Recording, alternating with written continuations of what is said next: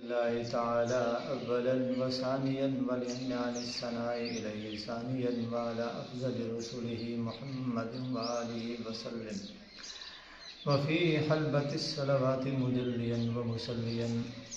مولانا سامعین، آپ نے پچھلی ویڈیو میں یہ بات سماعت فرمائی تھی کہ 12 رکعتیں ایسی ہیں جن کو سنت مؤکدہ کہا جاتا ہے، ان کا پڑھنا ضروری ہے اور ان پر اللہ کی ذات کی طرف سے بہت بڑا اجر اور ثواب ملتا ہے. آج کی آپ اس ویڈیو میں یہ بات سماعت فرمائیں گے کہ فجر کی رکعات کل ٹوٹل کتنی ہیں، فجر کی نماز کی کل ٹوٹل کتنی رکعتیں ہیں، یہ بات آپ سماعت فرمائیں گے. تو فجر کی کل ٹوٹل رکعتیں 4 ہیں، 2 ہیں سنت مؤکدہ اور 2 ہیں فرض. 2 سنت مؤکدہ پڑھنا بھی ضروری ہے، 2 فرض ویسے ضروری ہیں. اس پر میں 2 حوالے حدیث پاک کے آپ کے سامنے پڑھ دیتا ہوں. پہلی روایت ہے حضرت عائشہ رضی اللہ تعالی عنہ کی، صحیح بخاری جلد اول صفحہ 156 حضرت عائشہ رضی اللہ تعالی عنہ کی روایت موجود ہے، جس کے الفاظ میں آپ کے سامنے پڑھ دیتا ہوں، اس کا ترجمہ کر دیتا ہوں.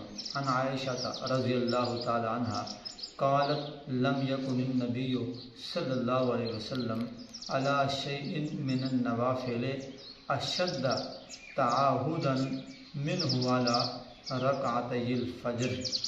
حضرت عائشہ رضی اللہ تعالی عنہ فرماتی ہیں کہ رسول اکرم صلی اللہ علیہ وسلم کسی نفل کی اتنی زیادہ پابندی نہیں فرماتے تھے جتنی فجر کی 2 رکعتوں کی کرتے تھے. یعنی فجر کی 2 رکعتوں کی بہت اہتمام کے ساتھ، پابندی کے ساتھ میرے اور آپ کے نبی پڑھتے تھے. اس پر دوسرا حوالہ ہے عن ابی ہریرہ رضی اللہ تعالی عنہ. حضرت ابو ہریرہ رضی اللہ تعالی عنہ کی روایت سنن ابی داؤد جلد اول صفحہ 186 پہ حضرت ابو ہریرہ رضی اللہ تعالی عنہ کی روایت موجود ہے.